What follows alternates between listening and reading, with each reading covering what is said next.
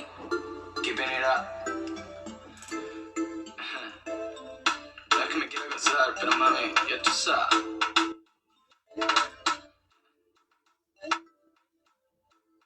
Oye mami, ¿dónde estás? Contéstame el celular. Yo ya no sé qué hacer. Vi que tú estás con él. Yo no te traté muy bien. Mami, eso ya lo sé. Pero yo te quiero besar. A él que le vas a importar. Yo soy el que llamará. Dale mami, contesta. Y es que quiero saber cómo es que te vas con él. Yo no te traté muy bien, mami, eso ya lo sé. Mami, tú y yo, cuando hacemos el amor, there's no other one to wish you be alone. So take it easy, babe, and say you believe me. I know you have the reasons why you should leave me. I know from time to time I keep messing it up, but baby, I'm just trying to do just fine. So please come away, don't look at him again. He doesn't love you back, he forgets your name. He forgets your name. Don't look at him again. Do just fine, do just fine. No, I'm funny, he does money. I know I'm funny, he does money. What do we do with it? What do we do with it? You smile ugly. ¿Sí o no, mami? Oye, mami, ¿dónde estás? Contéstame el celular. Yo ya no sé qué hacer. Vi que tú estás con él. Yo no te traté muy bien. Mami, eso ya lo sé. Pero yo te quiero besar. A él que le vas a importar. Yo soy el que llamará. Dale mami, contesta. Y es que quiero saber. Hello, everyone. This is Will Luera, and welcome to our Friday night improv interview. I hope all of you are doing well. We started this last week as part of the online Sarasota Improv Festival, and it went so well. It was so well received that I decided to continue to do it as since there are no shows going on, and I wanted to pick the brains of some of my favorite improv people around the world. And so as soon as I decided to do this, this is one of the first people I thought of, and luckily she was available. So I'm very excited to have an improv talk with her. So let's welcome to the Zoom stage to Jill Bernard. Yay, Jill! Whee! Ah! Hi. Yes, hi, Jill. So good to see you. How are you doing? I'm okay. I'm okay as can Excellent. be. I'm the new Yes. okay. Yes, I am also in the new. Okay. I am digging your backdrop, the wolves. Thank you. I, I love it. Oh, they're so cool. Excellent. I bought it on Etsy it's the person's first design. Like she let her son make a design on her Etsy page. I was like, yeah, that's the one. Yes, that's awesome. That's awesome. Well, Jill, welcome. Now you are zooming in from Minnesota, Yeah. from Minneapolis, Minnesota, and I'm here in Sarasota, Florida. And I want to thank you so much for making some time to join us. Now, as I told you beforehand, what I've been doing for some of these is I have a list of like 48 different improv topics, things that I talk about with my students, things that I base some of my classes around. And so I just, before these interviews, I put them into a randomizer. And then I just randomize the list, and then whatever the first topic is that comes up, that's what we're gonna do. That's what we're gonna be talking about. Now, before we even get to that, I do want to say a thank you to Lonzo Grisson, or his social media tag is Come to Food. I will put it in the comments. He is the artist who supplied the pre-show, the opening music. He's based out of here in the Suncoast area, in the Sarasota, Florida area. And so I will post his SoundCloud and his Instagram so that folks could listen to more of his music. He's been making some really neat music and taking some of my improv classes. So it's really, so I'm happy that I'm able to promote his work. Now, Jill, our topic, again, put him on the randomizer list, and I'd love to, as folks who have seen, like the previous interview with Joe Bill, it's a starting point, and what happens from there, who knows? But the topic that came up as number one was status and hierarchy. Status and hierarchy in improv. okay, and the use of status techniques and hierarchy techniques in improvisation. And I'll tell you, I'll get the conversation started, and then we'll go from there. And Yeah. so this is actually one of the classes that's part of my week, my level two curriculum. It's kind of when we start to delve into character work, and then we start to really examine the idea of status play, like high status versus low status versus high status, and then I kind of break it up into a couple of different things. Like there's not only the idea of emotional status in the scene, but also the idea of social status, like boss, employee, parent, kid, etc. And then we start to look at all of those dynamics and how to use them in scenes. Now, this actually came out of. I think Keith Johnstone is a person who kind of made me very appreciative of the idea of status in an improv scene. And this was like 20 years ago when I first took one of his workshops. So that is a topic that's on the table. It is our starting point. What happens from there, who knows? And I should also say that anyone who's watching, I can see a number of people watching, if you want to ask Jill a question, you may, and I will pass it along. So Jill, let's start with the opening topic. Yeah, it's super interesting, isn't it? Because I think my feelings about it are in flux. Mm-hmm. When I started, yeah, 20 years ago, um, status was such a cool tool, and Johnstone is absolutely right.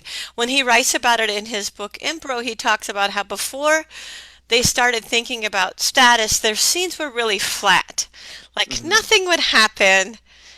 And once they started playing with status, it like suddenly the scene would have a layer of dynamic and texture that it hadn't had before. Mm-hmm. Now, in modern times, I'm a little and in modern times, I like talking about it for real because it's fun to play with in scenes, but it also means a lot to students off stage. My thought process started on this a couple of years ago, maybe, I don't know, it seems like a bunch of years ago now, maybe 4 years ago. I was asked by a friend to lead a workshop for a bunch of people who had just been released from prison and were living in a house, a facility. And and I wanted to introduce them to status because I thought, what a weird status they are in. They're out of prison, they are free, but I am sure when they apply for a job, the people, the interviewer is trying to look down at them, right? So their Yes, own, yeah. and I'm sure they like the status dynamic in your life is in flux in that way. And then once my brain was on that train of thought, it's been in the last couple of years that students have said to me, like when we ask for signs of status, I, I, I like to start the status class. We do it as part of 101. Mm-hmm. And I like to start the status class with asking them, how do we know somebody has high status? And how do we know somebody has low status? And I think in society in the United States and around the world, um, assigning status applies to all sorts of Mm-hmm. really complicated concepts, right? It's very tied to racism. It's very Yeah. tied to white supremacy, patriarchy. These are signs of status. And when Johnstone writes about it, he talks about a bunch of master and servant games. Keith Mm-hmm. Johnstone has a ton of master and servant games because those words mean something different in England where he is from, right? Yes. Right. But if Right. I ask students in the United States to do master and servant scenes, there's something completely different happening in that realm. So I've been treading more thoughtfully than I did in the past. Because I'm. Oh, go yeah, ahead. Sorry. No, I'm so glad that you said that because it kind of speaks to. I've been doing a lot of thinking of where I am in my improv career, and I started to kind of try to take a high level view of it. And I was talking about this, I believe, with Michelle Gilliam in one of the improv interviews I did with her. And I feel like I'm entering this new phase of my career that started probably in the last couple of years, but has really been amplified in the last couple of months. And it closely ties to this idea of status and hierarchy. And this fourth phase that I'm entering in my career is more of a sensitivity to the social dynamics that we live in and not just the social dynamics that we're presenting on stage. And you just covered parts of it, right, in regards to the patriarchy and racism, etc. And I used to teach. I used to teach status and hierarchy, and again, just very simple, basic terms. But there's so much more to it, and there is. I personally feel like I can no longer, and this is that fourth phase I'm talking about. I can't no longer check the real world at the stage door or at the rehearsal door. Like like the same sort of dynamics that we're all living with in real life.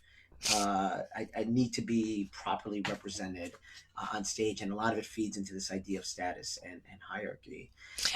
Yeah, go ahead. Sorry. Yeah, and I think I've been naive in the past, Hmm. and not paid any attention. Here I am teaching status to a group of students without paying any attention to the actual status in the room, Yes. right? Like Hmm. in a group of students, it's a mixed group of people from the general public.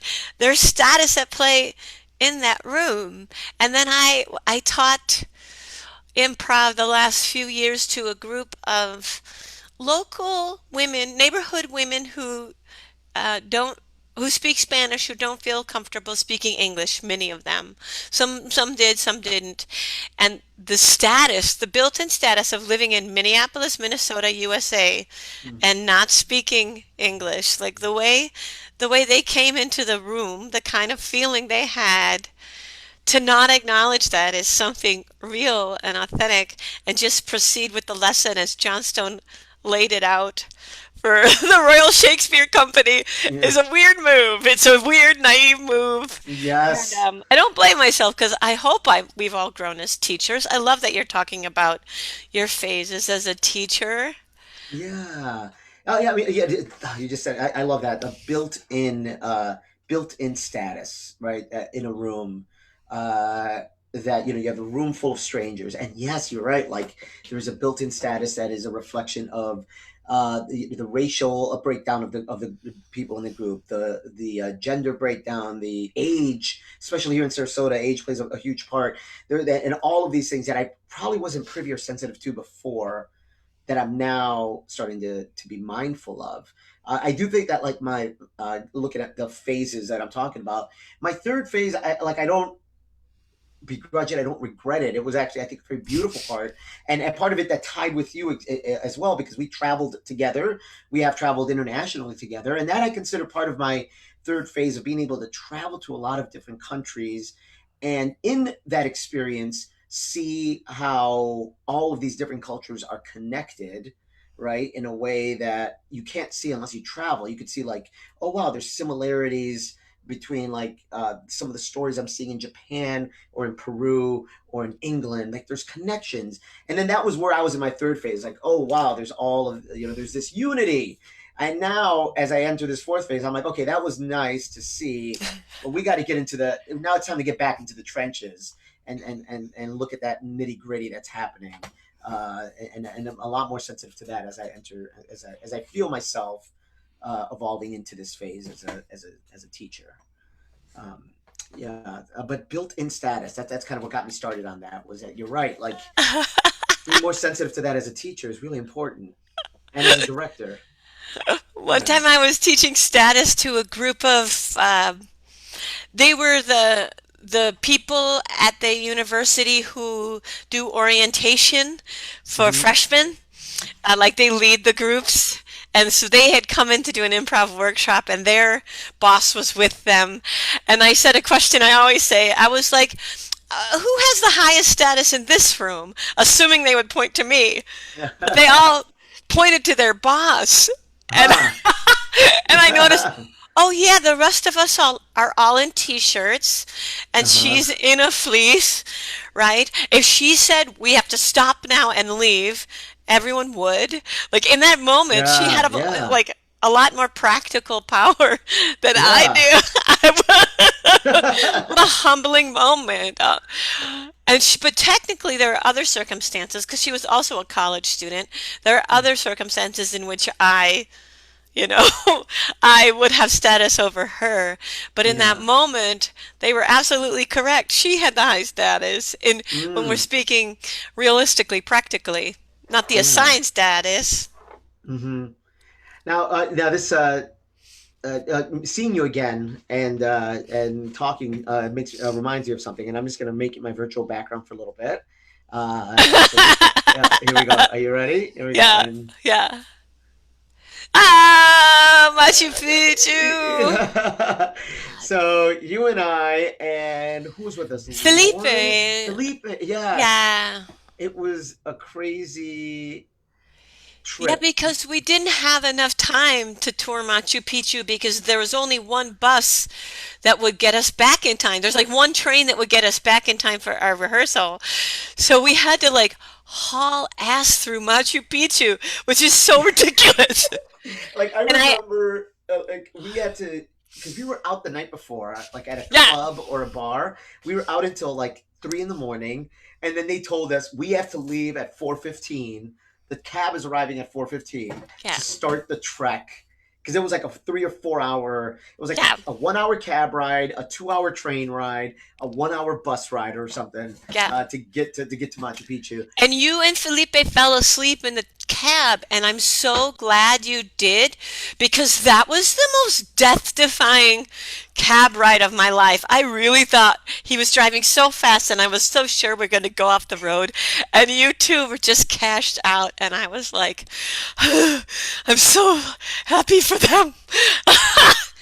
But I had this really intense moment when we were up there. Well, so one intense moment is I think you and Felipe are healthier than me. So you were like bustling along and you were like, come on.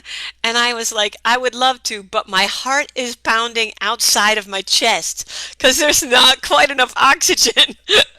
But then the other thing I realized was because we didn't have any time, there was no time to do what I would have done, which is to Mm, sit yes.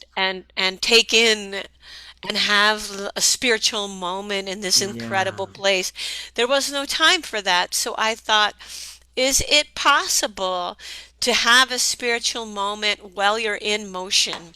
Like, do you have to be planted to Mm, have a connection to the place you are in? And I've been thinking on that ever since that. And it's been a couple of years. It's been a few years now. I don't remember when we went, but it's been a bunch of years and I've been thinking on that. And I think it is possible. Like, of course, you have a better connection to the infinite when you're in stillness, but I think you can also, in motion, hmm. like connect to the to the power of the universe.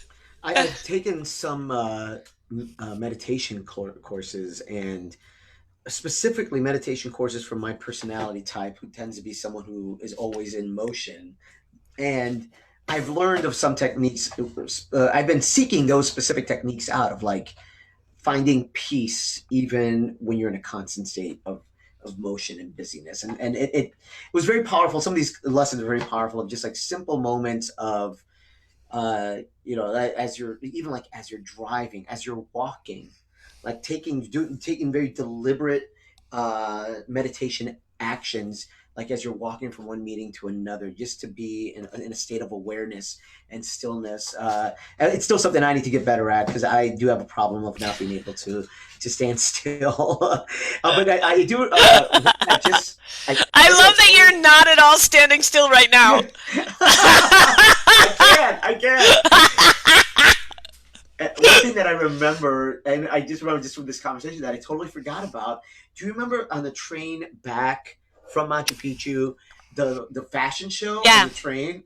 Like like they were just walking the like the they weren't like conductors and the it was like the ticket train takers. attendants, yeah, Yeah, and they were like walking down and showing the various Peruvian clothes. yeah. I thought that was a night. It was unexpected, It was but I was enjoying super it. unexpected. And then there was a man in a full costume, Yeah. like a historical traditional costume that just appeared and they tried to sell us pashminas and then they were gone. It was so odd, but really cool. We do have a question that came in, Yeah. and I'm going to put it in our chat as well. This is from Joe Bill. I'll read it out loud, and then you'll be able to read it as well. That guy. Yeah. So he says, "How do we process or address our awareness of subjective versus objective status in the room when we teach? First, initially. Second, as the class unfolds." Hmm. Isn't that fun and interesting? Yeah. um, um, I, yeah, lately I have been leading in, I often tell that story about working with those ex-cons because I think it's a good entry point to talk about what status means in the real world. And once I've told a story, it feels like it opened things up. But on it, to be absolutely honest, it's been student driven for me. Mm, I've had really brave students in the room who have been the ones to say out loud what the actual status going on is. And sometimes it'll be like I remember once it was a student who was a black woman spoke up and told stories from her life of how status had interrupted her professional progress. And then another time I can clearly remember an older white male student was the one to say, as we have this discussion, I'm fully aware of place what place I am in and what that means in this room.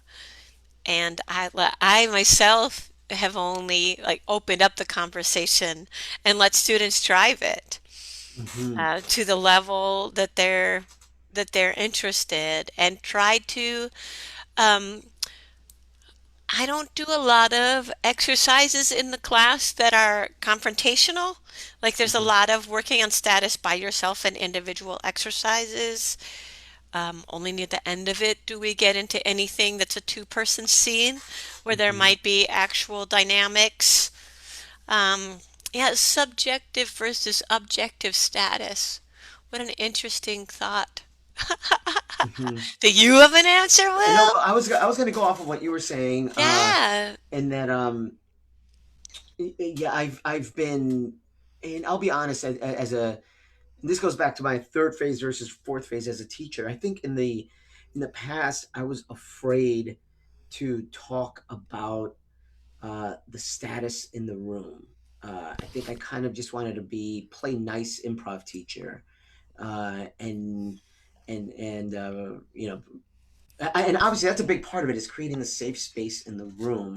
Uh, but I can't ignore. I'm becoming more and more aware of the fact that I cannot ignore the fact that, again, going back to what you were saying, like we're carrying certain status into the room, and I've tried to open up the conversation at the top of class, and I think I need to make.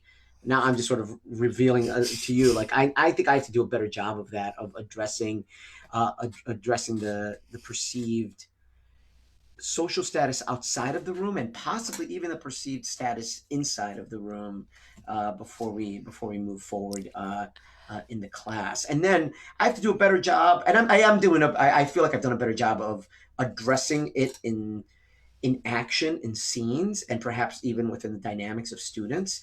But this is something that I feel I need to get I need to get better at. Yeah, sorry. Yeah, And but like that was more before, off of your answer than off yeah, of Joe. like before we play with it, how do we take the teeth out of it? Right? Oh, Because nice. it's not Yeah. fun to play with it if it's painful for you, Yeah. right? Like if you got pulled over by a cop and profiled on the way to class, you're painfully aware of status right now, and you're not in the mood to play around with it. So what hmm can I as a teacher do to set us up um, to sort of even out the status and restore some agency and power to the people in the room who have traditionally had their agency and power stripped from them? mm How can I set a better playing field before we even start? Yeah. I don't know how much status work I will do when we come back. I was just thinking about it because I'm trying to convert our 101 to an online class to see if we could do that in the fall. Um, and And so I'm cutting it shorter, and I might cut status out and see what Yeah. happens. Or like, yeah, because I think you're right. We're sort of on a point where we have to fish or cut bait. Are we going to really talk about it, or is it just a painful thing that we should skip and look at the other kinds of dynamics and seeing in its place? It's been such a useful tool Yeah. over time. And for me, gosh, I tell people when I first read Impro, I was working at a telemarketing firm and I read it. I finished reading it on my break. And then I left work just having read it, and I stopped at a telephone booth on my way home because that's what year it was. And I called my father and I said, Dad, I'm not able to come home for Thanksgiving. My apologies. Thanks for the invitation. And it was the most high status, like delivery, understanding. And he was like, oh, okay. I completely understood it. There was no fight. And it was the first time I ever spoke to one of my parents with an equal with an equal status with like as an adult, like speaking as an adult to an adult rather than a child with lower status. And it felt like a change in the tide. Yeah. It felt major in terms of shifting the balance of our relationship. So Mm. personally, I have found status to be such a cool way to analyze interactions that you're having personally, like knowing that it's a game. I had a temp job once where the boss, it was I was the receptionist temporarily, and the boss was like a honey sweetie sugar kind of a guy, and at one point he patted me on the head and, Mm. and called me sweetie. And because I had been playing with Mm. status, like I think I taught status the night before, it was Yeah. only funny to me instead of mortifying. I could only laugh at this old man and status, the way he was playing with status, because that's how he's accustomed to moving through the world. So yeah, for me, status has been such a useful way to look at how we relate to each other. But how can we talk about it on a painful, like how can we talk about this painful topic in a way that doesn't put anybody on the spot, doesn't call Mm. anybody out in a useless way, doesn't put any emotional labor on anyone to explain anything that they didn't Mm. pay money. Yeah. Like you paid me. I don't need you to spend your time explaining how status is difficult in the world. What an awful ask. So yeah, I want to think about it more. You just reminded me of a exercise I do, and so in this level 2, I believe week 3 of level 2, and I'll throw in this exercise for fun, just to see what the class does with it, and this might fall under the. I hate to say that I'm trapping them as a teacher, but I am trying to see what they do with this information. So I will set up scenes for them with very specific relationships, right? Teacher, student, boss, employee, doctor, nurse, etc. And I'll just say, do these scenes. And I am what I'm doing in those scenes, and I'm trying to see what they're doing by default. Like what are they doing by default? And what I'll notice, for example, doctor nurse scene, 85-90% of the time the male is made the doctor if it's a male and female on stage, right? If it's a teacher student scene, 85% of the time the teacher is made, the female in the scene becomes a teacher, and so on and so forth. Boss employee, right? The male will be made the boss. And I take that moment to kind of just, I'll run through like 5 or 6 of these scenes, okay? And then once we run through them, I'll stop them, and then I'll run through it with them, and I'm like, this is what I saw. And I think we need to ask ourselves, like, why are we doing this, right? Like, what is causing us to trend? I'll say every now and then I'll come across a class that is a little bit that it doesn't fall into those traditional roles. But I would say a lot of my class, and this might be uh, I don't know if it's a reflection of where I currently teach, or just the experience of the students at that time. But that tends to I see that, and I try to call it out gently, and then challenge them on to not fall for these very typical roles in the scenes. I don't know if that I I'm don't in know if love that's with mean of that. me. I don't know if that's mean of No. me. Like, I don't know if I might front load it. What if we front loaded it instead? But could we use the improv tool of status? Could we subvert it from the jump to use status as a because I always think of improv as being better than the real world, right? Like Right. a world based in agreement is so much better than the real world. That's why I spend so much time in this world is because it is better than the real world. So can we use this tool to make improv better than the real world Yeah. immediately? Um, there's something to that. There's something to Hmm. that. Yeah. Yeah. And and the great thing is that a lot of times when I do end up doing that exercise, it is an eye-opening moment for a lot of my students who have fallen into just believing these things and to believing and that because they're trying to reflect the real world on stage, right, in a comedic way, but then they realize that that this is what they're carrying in from the real world are these very traditional roles. um, Let me ask you another teaching question. Do you use the idea of like so like front loading character types for teaching? So for example, in archetypes, like do you use any archetype work, almost like commedia dell'arte type work in your teaching? Um, not a full archetype except when we're playing genre, Mm-hmm. right? There are a couple of genres that are built hard on archetype, so I Right. would pre-assign archetype.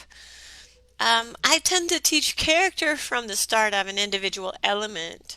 Like I think my best known theory is Vapapo, Papa, yes. which is like, but some of Vapapo is from Commedia, but not a full-on Commedia character.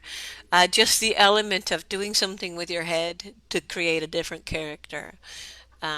So yeah, I use very few full-on archetypes. Do you use a lot? I use it. I'll use them sometimes to and also I'll also express how I evolved in this as well. Like this has been sort of going over my 20 years of teaching. Like 20 years ago, I did do I did a lot of I would use a lot of commedia in my classes. I would almost do like 2 weeks of commedia work, just to kind of as I as an improviser and I as an instructor I was processing this stuff, right? The idea of commedia, and then it eventually evolved into more like very how could I put it? Like very recognizable archetypes. Like I would almost like do similar to what you're talking about, like genre work. So like the Breakfast Club, for example, using the Breakfast Club as a model for archetypes. And I would talk about, okay, I'm going to give you an archetype, and then that word will just be a trigger for all of this other information that you could download into your brain to create a character immediately, right? And that character sometimes also comes with a certain status, right? The jock in a Breakfast Club, right? Or could come in with a certain status. And then now that was I've started to I've not started. I have dropped that, and I still keep a little bit of archetype work as a way to access characters quickly, but I don't do it. I don't use. I don't try to anchor it and stuff like genres. Instead, I'll do like like I'll say like the mentor, for example, or the lost romantic, right, or stuff like that. Something that's a little bit more like not specific to a genre, but like just a little bit. It could be applied across different genres, and I use that specifically to help like some of my students who are having trouble accessing characters. Yeah, I'll give archetypes as a tool for them to try to find characters. There is a little pocket of archetypes I do use. Thank you for saying that because you reminded me of them. I teach a workshop called The Other Conflicts Hmm. because in improv we often only see man versus man conflicts, Hmm. but when we study literature, depending on how good your high school was, like we learn about all these other conflicts like man versus society, man versus himself, man versus Mm, technology, man versus um, man versus God, whatever. yeah. Um, and so I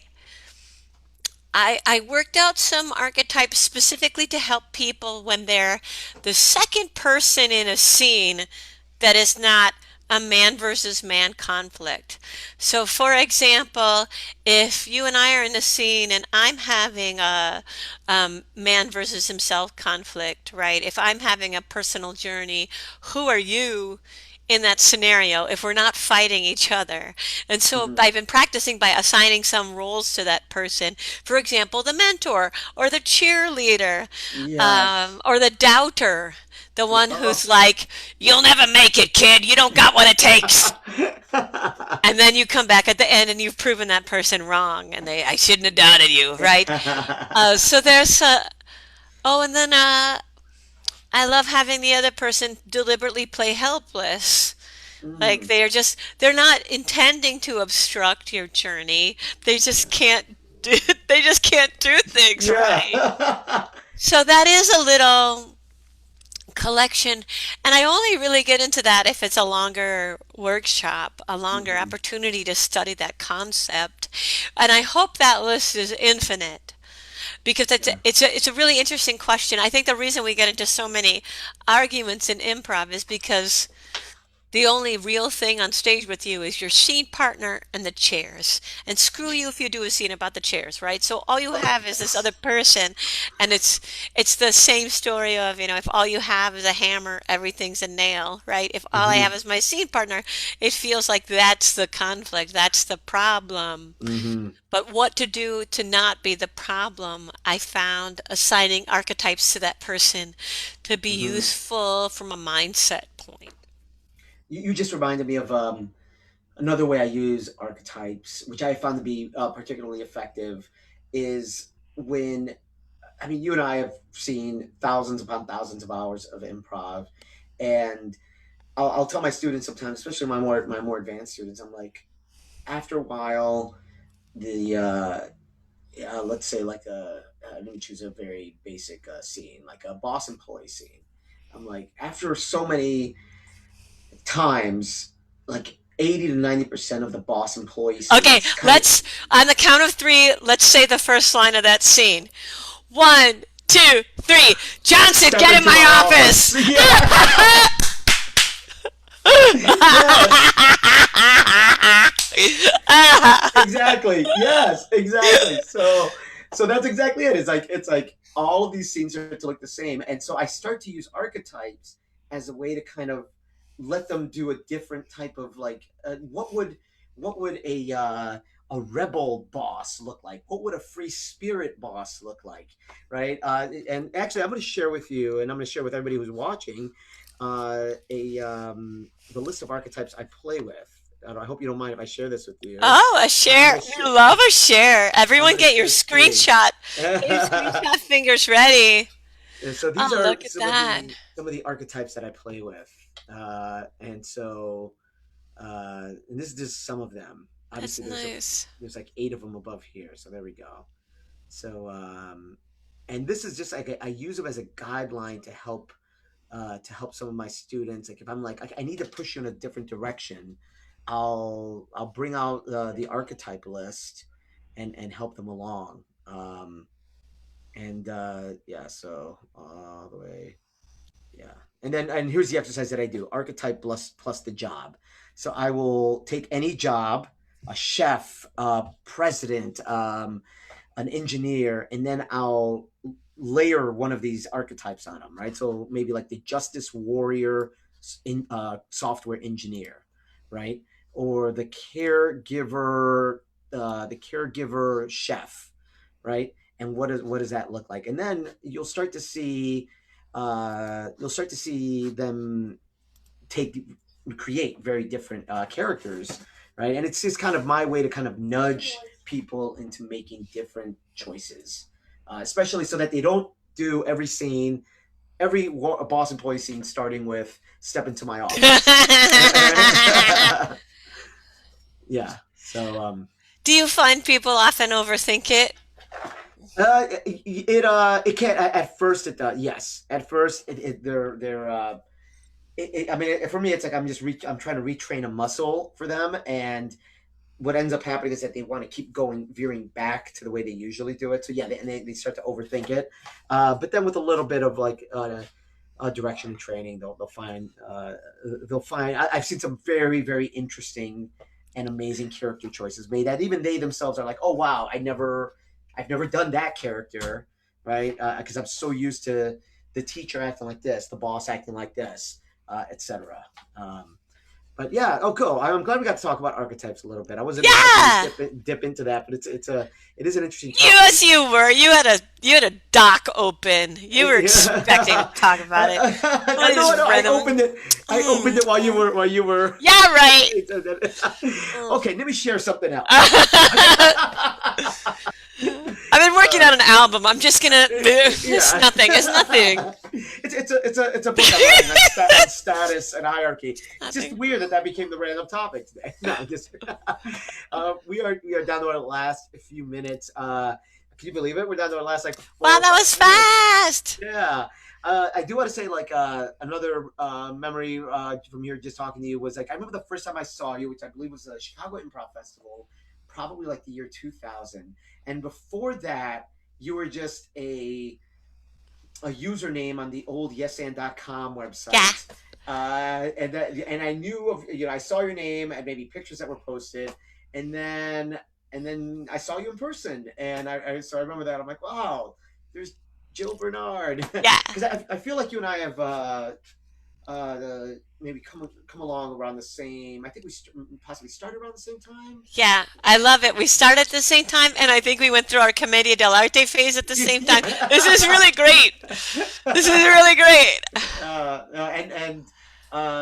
It was being able to travel to Peru with you was also a lot of fun, and crisscrossing paths at different festivals has been a lot of fun. And I'll say this: like I'm glad that was a topic that came up. Yes, it was random, and I'm glad it came up because I think that you were the perfect person to kind of help me address this. As I said, I'm kind of going through this evolution right now as a teacher and as and work that you and the people that you champion and the people that respect you uh, and I'm very honored to know you, and I'm always appreciated your work. Before I let you go, could you quickly tell us about, because you referenced it, and in case folks have not read your book yet or know your work, could you tell us about Vapapo? Oh, am I supposed to have it like right here? I taught a class yesterday, and one of the women had my book visible in the background. Like, that's not an accident either. Um, I wrote a small book of improv in 2002, and I've sort of just been adding on to it Mhm. ever since. It probably needs an update. You can order it through jillbernard.com. It's very small. Uh-huh. Um, it covers my theories on how to create characters quickly and also just essays on a variety of topics. It's been translated into a couple of Oh, languages. cool. French, Italian, Romanian. Um, Not yeah. Spanish yet? Not isn't that funny? I started trying to translate it into Spanish, and because I wrote it in 2002, I think about improv differently now. So there would be no way. I have a friend promising to translate it. Okay. So we'll see if she comes through. She's a busy person, so I'm sure she's doing it like on the side. But I myself couldn't do like a straight up translation because I don't necessarily. I kept, and also I think when I teach in Central and South America, I talk about different things that I Hmm. don't normally talk about in the U.S. So I didn't have an impulse to write it exactly as I wrote it. When we were talking earlier about status, I think I thought everyone was like me.